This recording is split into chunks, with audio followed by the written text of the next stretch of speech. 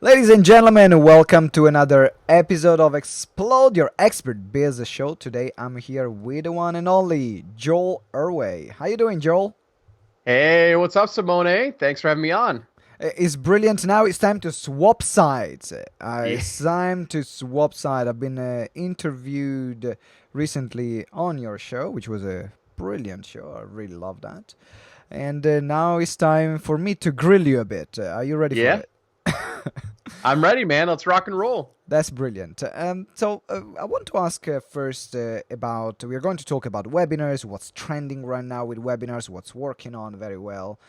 Um, but how did you get into webinars? Where were your first steps into the webinar world? Yeah, so I came into the webinar space kind of through my background is in engineering. So I graduated from mechanical engineering school back in 2009. No intention of doing webinars or sales presentations. So the way that I kind of backed into all of this was I only lasted about 8 months in my engineering role as a typical design engineer. I just couldn't sit behind a desk. I couldn't operate behind a computer without any sort of engagement. And so, go to school for 5 years, only last 8 months with that degree. I quickly transitioned into I grabbed a new job as a sales engineer where I was responsible for growing a new territory from scratch. And so, the primary method of drumming up business, we would have to give these sales presentations. Mm-hmm. Now, when we first started, I wasn't the one giving the sales presentations. We would bring our reps, we'd bring our manufacturers through, and they would give the presentations. After 2 or 3 years, like our sales were pretty stagnant. I mean, like we weren't making a whole lot of progress. Like we were making sales, but it was really, really hard work. And I saw that there was a huge opportunity with our sales presentation. Like that was the primary lead gen for us. And we weren't generating many leads. And nobody in my company had really looked at that. They're like, well, the manufacturer does it. Like, just let them do it. They never looked at optimizing that Yeah, piece. yeah. So I saw it and I'm like, well, number one, I can't just wait around for these because these manufacturers flew in from all over the country, all over the world.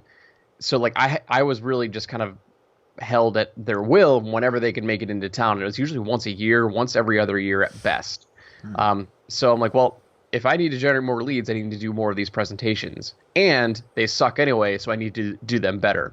Mm-hmm. So as I was traveling around the country visiting these manufacturers, I would, every time that I stopped in a layover in a terminal, I would grab a book on how to give an effective sales presentation. And after 2 or 3 books that I bought, I saw some very clear patterns of what you're supposed to be doing. And I redid some of the presentations and I gave them on my behalf. I gave them on behalf of my manufacturers. So, and that's when sales started to really take off. And I understood really what they were doing wrong. And I changed the presentations and instantly we saw a huge, huge lift in sales and revenue just from me rewriting the presentations. So that's kind of I get that to start because like that's really where I came from, giving in-person Yeah. sales presentations. So after grew that territory, did very, very well. I caught the entrepreneurial itch and I transitioned into my own thing. That's a bad itch. I know When it it's is a bad itch. when it gets you, like it's like crazy. You gotta scratch it. Yeah, it's the fire ant itch, and you can never get rid of it. So, so I decided to go off and do my own thing. I wrote a book to start. I did some coaching and tutoring to bring in some revenue. And ultimately, after a couple of failed ventures, I wouldn't call them failed, but like learning experiences, I realized I needed to learn the art of digital marketing. So I hired a coach, and he's the one who introduced me to sales webinars. And I'm like, okay, cool. Well, I've done them before. I'm comfortable doing them. Mm-hmm. And I didn't realize that I could do a webinar and sell, directly on a presentation.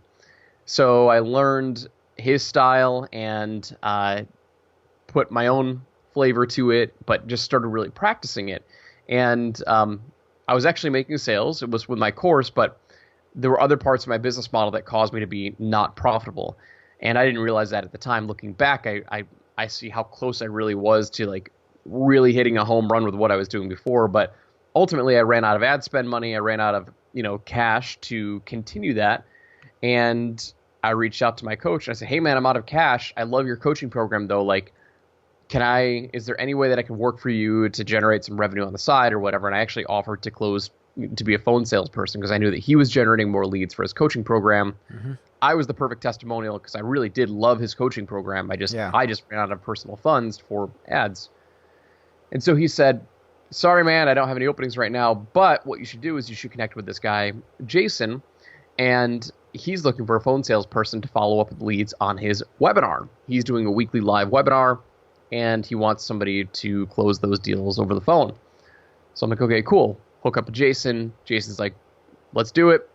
Watch my webinar first so you know what I'm selling, and then follow up with all the people who didn't buy, which was a lot of people. I mean, he was making about one sale a week on a live webinar for his $1,000 course. So he's like, watch the webinar. I watched the webinar, and I'm like, man, this sucks. And so I approached him, and I'm like, hey, man, like, out of curiosity, like, to be honest, I had no experience in phone sales. I was just hustling. I was just like, I knew that you were learning while you were doing it. Yep, exactly. And so I'm like, hey, man, I said this in nicer words, but I said, your webinar kind of blows. And, how would it be okay if I took a stab at improving this for you? And he's like, absolutely, dude. Like, of course, I hate doing webinars. So if you rewrite it, like, I just know that I need to do it. Right. So if you take a stab at it and you present it, go for it. So he was making about one sale per week with his live webinar. 2 weeks later, I took his presentation. I delivered it on his behalf, and we did 14 sales that week of a $1,000 course. So he went from $1,000 a week to $14,000 a week. Sweet. Yep. So, and that is what's launched me into the webinar space, because number one, it was valuable for my clients. And number two, it paid me very well. I took 10% of the sales on that when I was working with him. It was just a 10%, revenue split. Yep. So that made me like $1,500, which was a lot more money than I had made, and it was all profit because I wasn't running any of the ads. I'm like, this is awesome. It's all cash, and you were delivering it, and it will. And I didn't have you to do didn't phone put a lot sales. of time in it once you've done the first one. Yep. So that was the first big win for me of like generating consistent revenue as an entrepreneur. And the rest is history. My name, just people started referring people to me. I started building webinars. I did a couple where I was actually delivering for them. That's obviously not scalable, but that is how we launched the webinar agency back in early 2015. That's so cool. I have a question for you now. Of course. How did you find... do you still deliver some of the webinars for your clients? Or you don't do that anymore? Not at this point. So when we have recorded, like automated webinars or what I call mini webinars and recorded presentations, I do have somebody on my team who can do it. So he can record those presentations and produce them for them. But me personally, no, I haven't done it in probably 2 years. Right, and the reason why I'm asking it is because part of the service that we offer when we do the seminar is doing a similar thing, but for seminar selling, which costs a lot of money, but I know I can get conversions. Yep. So when I always know my conversion. As long as I believe in the product, I believe in the service, I get the market. So that's why I was curious to see what so was you will the do dynamic. how long are your seminars like that you do for your clients? Evening. Yeah, it could be evening seminars, but sometimes it could be even a day seminar or a weekend seminar. Okay, so it's just a single presentation. It's not like a 3-day seminar. No. It wouldn't be. Okay. Or if it's a 3-day seminar, I will be there for 1 day of the 3 days. But they need to pay me a lot upfront, plus revenue share, plus, for me to be there. But that's something is a model that I love in particular, because there are some people that they are cash rich and time poor, and they will say, I'd rather not. I know it would take me years to be at the level of mastery. Do it for me, but I like the fact that you scale it, so now you have someone in your team that can do those presentation as well for your clients, because that's I think is one of the biggest problems in any things that involves presentation. if you're not great at delivering presentation, you can have the best slide deck in the world, it ain't gonna convert. Yep. Right? 100%. So I want now to move and transition into how do you see the webinar industry right now? We are mid 2018. What's working right now? What's not working? What's the status of the webinar industry right now? Great question. So the way that I see it right now is, webinars have become more and more popular. I mean, just like everything, I don't want to say it's getting saturated because I believe that webinars, okay, the word webinar is just a digitized version of a sales presentation, right? And you do in-person sales seminars and sales presentations, and the main value that people get when they attend a sales presentation is what? It's the engagement and the interaction and the connection with somebody right there, right? Yeah. So whenever somebody says like, "Oh, webinars are dying," it's like, well, you have to define what you mean by a webinar. Like if you're talking about like an automated sales presentation where you're trying to automate it and scale it to the moon, I mean, and depending on what market you serve, like maybe it is, because when internet marketers get their hands on something, they'll ruin it for everybody because they're just going to flood it and do the whole 9 yards. Yeah. But an actual like sales presentation, a sales seminar will never go out of style because you have that human to human interaction and there's nothing like it. You can tailor your message to it. You can rebound. You can answer questions, and you can have that engagement live. And that's what makes a webinar so effective. Now, what I've seen lately is people following scripts and formulas, right, that they can buy for $7 on the internet, and that is getting Making no names. Yeah, that is getting way Yeah. way overplayed, because now everybody's using, like, they're taking all the creativity out of it. They're like, oh, well, I used these, specific closes that, I bought in this script, and, it doesn't sound like me, but like, why am I not making conversions? Or I have the same introduction as this other webinar that I have modeled. And it's like, just like any sort of copy and sales presentation, like it all depends on your market. I'll give you an example. Just this past week, I've been working with Eric Sue, who runs Single Grain, and he's partnered with Neil Patel. And he's like, hey, man, I want you to help me with my webinar. I'm like, okay, cool. So he's got this, he's got an awesome product. Dude is super smart, an excellent marketer. And, he was trying to sell a certain product to an audience. And, after the first webinar I saw it, it just like, I could see that he was kind of using some of the scripts that, he was trying to use some of the scripts that he'd seen on the internet. I'm like, listen, man, like we gotta figure out, number one, like really who is your audience? Cause like he was definitely targeting a more affluent audience. I'm like, and if you're trying to use an internet marketer script who's trying to sell business opportunity to people who are much more responsive to hypey language, like your conversions are going to tank because people will see right through it. Yep. And so it's that balance. You have to understand, like, number one, as the presenter, what are you most comfortable with? Like, that is like golden rule number one. Because if you're following a script that you're not comfortable with, it will come through. And people will see that you are not comfortable and you're trying to sell them something. And that's not what you want to do. And number two, what is your market actually going to respond to, right? It's not like there's magic words that get people to, I mean, there are specific words that get people to take action, but like, don't copy somebody else's in another market. Don't copy their words that work for them and their closing techniques that work for them. Like, we have to figure out what actually works for your audience that maintains your brand. And that's the overarching goal. What I'm hearing you saying is about leveraging of the uniqueness of the presenter and Yes. what the presenter, that person, will sound like in a normal interaction. How would you sell your course if you didn't have to use the script which is given from someone else, and then put your creativity in there? So then when someone actually sees your webinar, then stays there because it's not the repetition and the same thing that I've listened to the day before from Right. the other guy down the road. Mm-hmm. which unfortunately, that's I can see the parallel with seminars and with webinars. I think every time we talk about sales presentation, this is a very relevant fact. Uh, Yeah. when mentioning as well what's working right now, is that something that some things that used to work 2, 3, 4 years ago, and right now, if you do the same thing, it will be like, oh, you might not get great results with this. Given that now, given the scenario that the presentation is right, you're engaging, you are unique. I'm more talking about strategic level.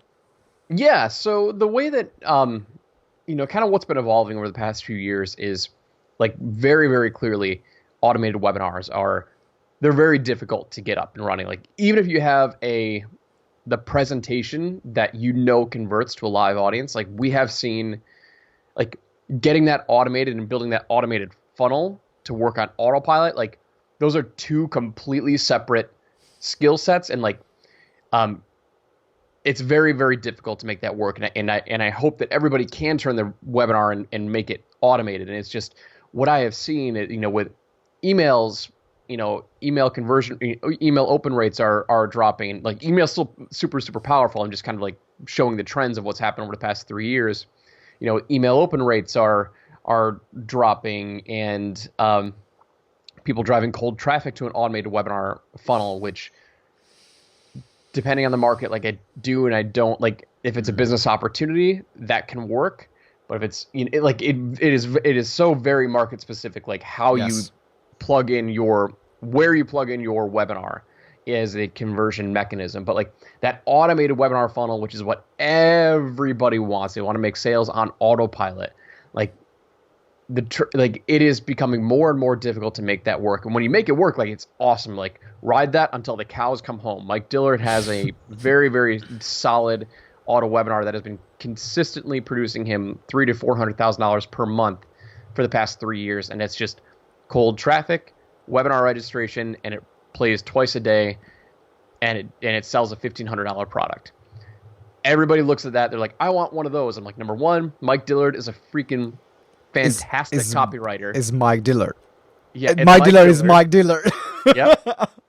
He's been around, so he's got brand equity that's Yeah. built up, so people know his name and they automatically have a level of trust that's associated with him. But like people will see those results, like that's what I want. Joel or Simone, like I want you to build one of those for me. And it's like, let's pump the brakes, let's kind of like back up and let's see what's going on. But the automated webinar, very, very powerful. It takes a lot of effort to get that dialed in. Do you still use automated webinar for your business? So direct selling, no.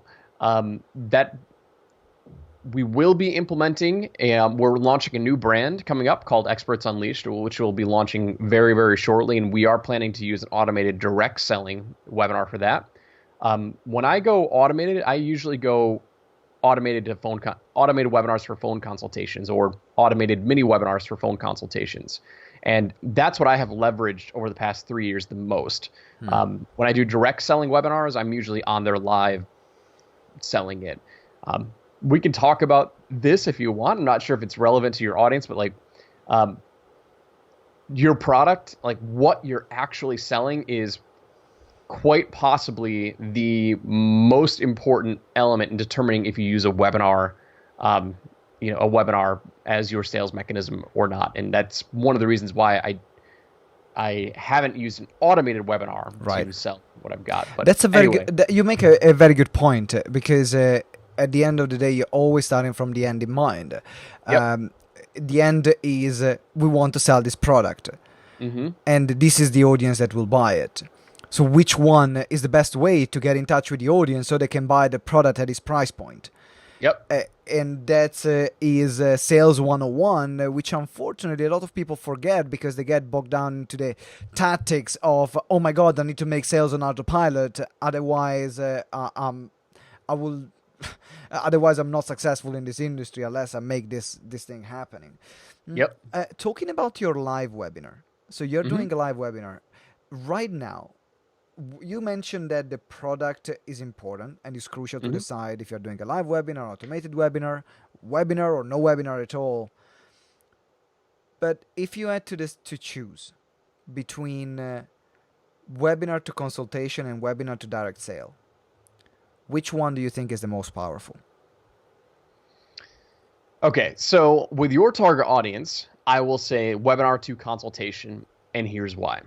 When I'm launching any new offer, product, like when I'm launching a brand new offer, I want to get people on the phone as quickly as possible, right? And I use a webinar to pre-sell them. Like I want to educate them on the opportunity and pre-sell them, so I'm only talking with qualified people, right?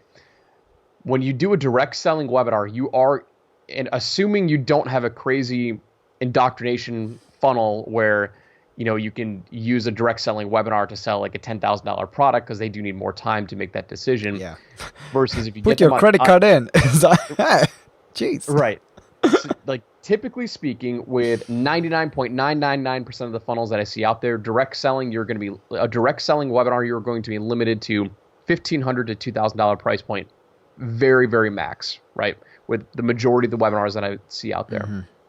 With a consultation, I can sell them anything that I want, and I can sell it at almost any price point that I want. Perfect example, we have a client who we launched, so this is last week, we launched a mini webinar funnel, and we were generating him qualified appointments for $19 a piece. He spent a total of $120. He generated 6 appointments and applications, so for $20 a piece. That's so good. And people are naturally going to say, oh, were they qualified, and did they actually show up? Yes, he talked to all of them. 3 of them have follow-up sales conversations. He just closed one of them yesterday for $8,000 down and a total sale of $70,000. And he has 2 more follow-ups. Sweet. That's a good ROI. That's a bloody good ROI. Jeez. And he would not have been able to do anything close to that if you were trying to sell directly on the phone. Or I'm sorry, directly on the webinar. This was all phone consultation. So my highest leverage point is getting those phone leads first, right? Getting to $50K a month. That's kind of like my golden number when I'm testing new offers. I want to get to $50K a month before I then start to reinvest into my time. Like, how can I get more time back? Because that's going to take, I'm hitting phone, like I'm having phone consultations, I'm gathering market research, and I'm making offers and sales, right? Yeah. If I can't get to $50,000 a month, then I know something is off with my offer, and that allows me to pivot. Getting on the phone allows me to pivot and understand that. Until I get to $50,000, in sales, once I hit that, then I'll invest into automation or hiring a phone sales team to take me off the phone or some sort of other type of direct selling webinar. But that's kind of the mentality that I go through. That's brilliant. And when at the moment, when people book the consultation, do you do the consultations or do you have a sales team doing the consultations? What's the model that you're currently using? So to start, I'm always the one who does it because I want to get the data. I want to talk to them, and I know that I will always have. Actually, I'm actually a terrible phone salesperson, but when you're the expert and you're selling it, you will naturally have a higher. Yeah. You'll have a higher closing rate because if you're the one, especially fulfilling on it, like they're gonna want to talk to you anyway, right? But to answer your question, when I'm first starting out, I will do the phone sales and I will talk to the people because I want to know what do they want, what are their objections, what do they need, and where are they stuck. So all of those things that I will be able to get data from, and then I can make them the appropriate offer. And I always have multiple offers in my back pocket when I get on the phone. So I start out on the phone, and then once we get something that I know is converting, we've got the right message, we've got the right audience, and we're getting them consistently on the phone, then I hire a phone sales team. I see. Have them start taking the calls, and then we do other types of methods of scale to close more deals. And then if we really want to, we'll build an automated or a live direct selling webinar that we might do once a week. Test that because that has to go through its own iteration because now you're talking to a different segment of your market. Have to make sure that you get those specific pain points. We'll be much further along in the process because we've already done phase 1 with the phone, and then phase 2 is live direct selling, like a weekly webinar. Phase 3 is automating and scaling, automating the webinar, building that automated funnel, and going from there. No, it's so refreshing because there are a lot of people that they already have a nice business here that might be listening, and they think they need to invest this crazy or months to create this automated webinar or this very complex webinar funnel, while you can just have something much simpler Yeah. where you jump on a phone call with them after the webinar. And that's all you Mm-hmm. got to do. So become the Yep. webinar and a booking page. I'm assuming directly linked to your calendar, so Mm-hmm. people can book their time in while they're on the webinar. Yep. And do you give any type of scarcity? Like you can book the call only while you're on the webinar, or they can book the call even after the webinar. What do you find works the best in that Um, way? it all comes down to brand. So whatever you're most comfortable with, then you have to kind of work backwards and figure out what type of Yeah. scarcity and urgency that you want to use. For my client that we worked with last week, we made it. The scarcity was that he was looking to partner with 2 clients, and that was a legit scarcity. We didn't put scarcity on the number of calls that he was going to take. He just made a very clear offer saying, listen, I'm looking to work with 2 clients this week, right? So here's what we want to do. Like, here's my offer. Here's what I want to do for you. I'm looking to work with 2 clients this week. If you're interested, let's fill out the application and then we'll book a time to talk, right? And so the scarcity was really, I'm working with 2 clients. I've opened up my calendar this week to take calls and find the right fit. And that worked very, very well. When I was running, so my automated webinar is currently not running right now because we're booked on leads and we're solid. So when I was running my automated webinar, it was basically like, hey, listen, we have spots open for my coaching program right now. I don't know how long it's going to be open. And it was all very, very legit because we did end up closing it down when we filled up. So it's like, listen, if you're watching this webinar right now, that means that we do have spots still open. So I encourage you to take action now. But honestly, the biggest urgency, one of the best ways of providing legit urgency is just saying like, is letting them know that like we want to help you as soon as humanly possible. Like the longer that you wait, the longer it's going to delay yourself from getting results, right? And that's usually good enough just to get them on the phone. Like you don't have to do any sort of crazy, sales tactics. Be like, oh, I just need to get them on the phone, right? Because the more you push them onto the phone, the higher the likelihood of them not showing is actually going to happen. Because people are obsessed with scarcity and they put like an insane level of scarcity where sometimes it feels like, you know what, I don't need this. I actually enjoyed what you said and I would jump on a call with you anyway because you tapped into the right thing that I needed to hear for me to make the decision. So whether there are 5 places or 100 places, I would have booked the call anyway.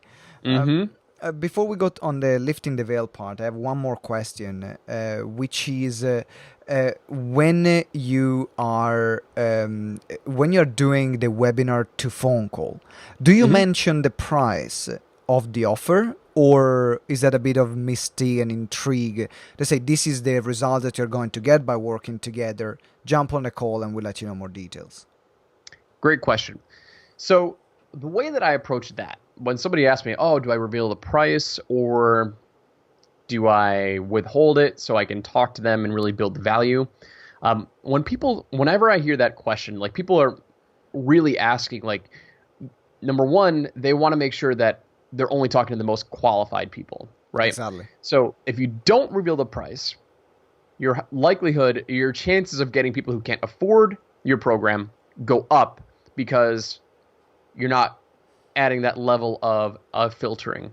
However, with all sales, like there's an opportunity, like you still want to have the opportunity to conquer their objections and build the value, which is the whole purpose of the sales call. Because on the sales call or on the assessment call, their consultation call, whatever you want to call it, your job is to kind of extract their pain, figure out how much their pain is really worth, and then talking about what your value is when you're not saying it in these direct terms, but then showing what your real value is so they can see for themselves, like, yes, it's really worth it. Because if you just came out and said, yeah, hey, Simone, I'm totally interested in your program, or, and you just come out and be like, yeah, it's 10 grand. Like in their mind, they're not sold, and maybe they're sold on it, but like a lot of people still need to be Yeah. sold on the value before they Depends buy. how much a relationship they have with you, how warm or hot they are, for how Yep. long they've been following you. There are a bunch of stuff that matter. So inside of earlier in our conversation, I don't know actually if I mentioned this, but I told you I have multiple offers. Like I usually Yeah. have multiple offers in Yeah. my back pocket, right? So the way that I've been able to kind of conquer this, like revealing the price without like cannibalizing my opportunity, because if you tell people that like, yeah, it's a $10,000 price on the webinar, and you want to hop on the phone and just make sure that they're a good fit, your applications are gonna drop dramatically. Hmm. Um, you will get super qualified people, and you should be able to close almost all of them that get on the Yeah, phone. they are Like, already in. Like literally, is give me the credit card details. That becomes the close at that point. yep. So here is where I kind of marry the two. So I will tell them that like, hey, listen, right? Obviously, I've got an offer on the call, and I make it very transparent. Like, we're going to figure out if this is a good fit, and if it is, then I'll invite you into the program. There are a couple of options that we have, right? So, people are probably wondering about the price. Here's what I'll do. Like, depending on the level of service you get from me, will depend on the program and the investment that is required for you. What that means is like my fees or my programs range from, let's say, $2,000 to $25,000, right? So I give that range so they know like, okay, cool, this isn't a $50 program, Yep. right? Yep. So I give the low range, and then I give my absolute highest range, knowing that the vast majority are probably going to be somewhere in the middle. But now they're price anchored. They're like, okay, cool. Simone has a $50,000 program, and he also has a $2,000 program, right? So when I talk to him or his team, they'll figure out what the best option is. So if you come in, you're like, yeah, you know what? The best option for you is my $6,000 level, right? They know that there's a 25K. There's a lot of juxtaposition that happens I love it. there. And I absolutely love it. Yeah, I can so see I that give the working range. very well. You give them Yep. the range, so then they understand what is the minimum investment, but also they also see the value of the maximum investment, and that will attract to some certain level of people that will say, "Well, tell me about the 25 grand first." Yep. I can see that working. Fabulous. It works very, very well. Yep. Because when you get on the phone and you're like, oh well, I really wanted your done for you service. I'm like, all right, awesome. Like, that's my $25,000 to $50,000 offer, and yeah, it's done for you, and it comes with all these guarantees or blah blah blah blah blah. Oh, But but I like, cannot afford it right now. Great, perfect, no right? problem. Perfect. The highest rate that equally is valuable. Meaning, like, it's Absolutely. like I gave you all of my scripts and my templates and my frameworks, right? And I even give you some coaching. So like, if you can't afford it, like that's totally fine. Like that's why we put this other option for So you. then And you get to the point where then you can upgrade and you can afford the yep, other done for you. You can have more time back. yep, 100%. Bingo! Love it. Absolutely love it. I think that you have solved the big question that a lot of people using application kind of selling style application to calls they have. Now I'm aware of the time, so I want to move into the lifting the veil session, and then we're going to wrap up. Now, Yep. what is something that you use in your business, in your life, that makes a difference for you personally, and that everyone else needs to know? Lift the veil. So one of the books that I recently just finished is a monstrosity of a book. It's called Principles by Ray Dalio. So I got it right here if anyone's watching the video on this. This has been, so as we go through, I'm a direct response marketer at heart. So I look at like everything's very measurable, and I'm looking for immediate responses, right? But as we evolve and I start working with bigger businesses, I start learning more of the importance with branding and kind of like developing that fine line between direct response and brand awareness marketing, because they are two very different ends of the spectrum, right? So I'm trying to figure out how to meet in the middle.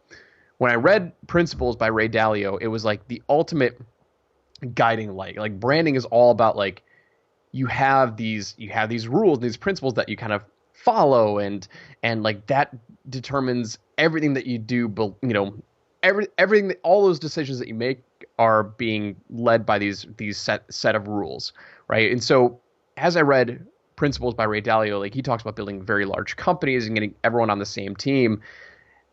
It reminds me of like this journey that I'm on right now, where like, okay, I have bigger and bigger clients who want to leverage webinars, but they're they're not sold on like going full blown direct response, Mm, right? yeah. And so now like I need to marry and develop a little bit more brand, awareness marketing and try and meet them in the middle.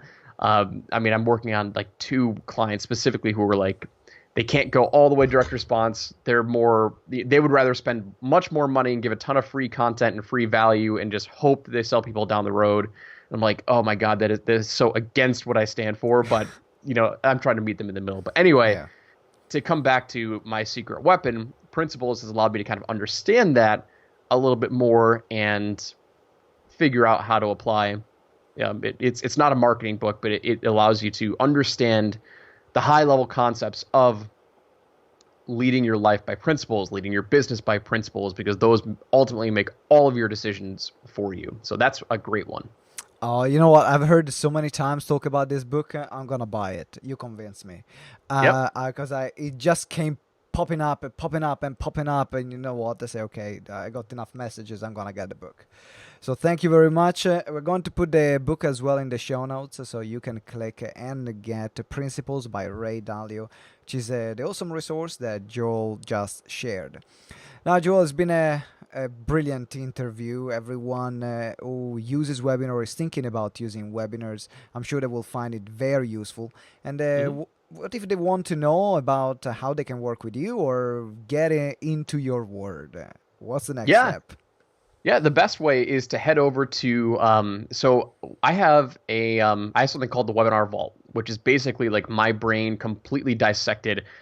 Every month I'm looking at like 10 to 15 webinars and I'm studying them, I'm critiquing them. And so what I've done is inside of the Webinar Vault, I upload the best of the best webinars that I've been researching. I critique them. I show what the psychology is. I explain the psychology, and like I am all about framework, not about scripts. And so I dissect it so it's in frameworks that are applied that can be applicable for anyone in their business. So I have like 8 or 9 that are uploaded in the vault as of recording this. And I also have software that people can use to build their own sales presentations, their own sales webinars in under 30 minutes. It is not a scripting tool. It is a framework tool, but is very, very powerful. So you can check that out with a 7-day free trial. Sorry, my son just hopped in here. Say There's a hi. 7-day free trial. Yeah, there's a 7-day free trial at soldwithwebinars.com. You can check it out there. Or connect with me at thewebinaragency.com. And you can also listen to my podcast at Sold with Webinars, and I have a second podcast for experts called Experts Unleashed. So lots of ways that you can connect with me and follow my stuff. Brilliant. You will find all the links in the show notes, and make sure that you check as well Sold with Webinars so that you can listen to the interview that we did. We talked about how to using webinars and seminars combined. I'm sure you will find it very interesting if you haven't already listened to it from the emails and social media posts that I've already put out about the episode. Joel, thank you very much. It's been an absolute pleasure having you on the show. Thanks a lot. Simone, thank you so much, man. I had a blast. It was an excellent conversation. It was indeed. And ladies and gentlemen, thank you very much for listening. Make sure you subscribe right now. If you haven't subscribed yet, what are you waiting for? And also leave us a review. 5-star, of course, letting us know what did you enjoy the most about this episode with Joel. I'll see you next time, and always remember that together we grow exponentially. Ciao.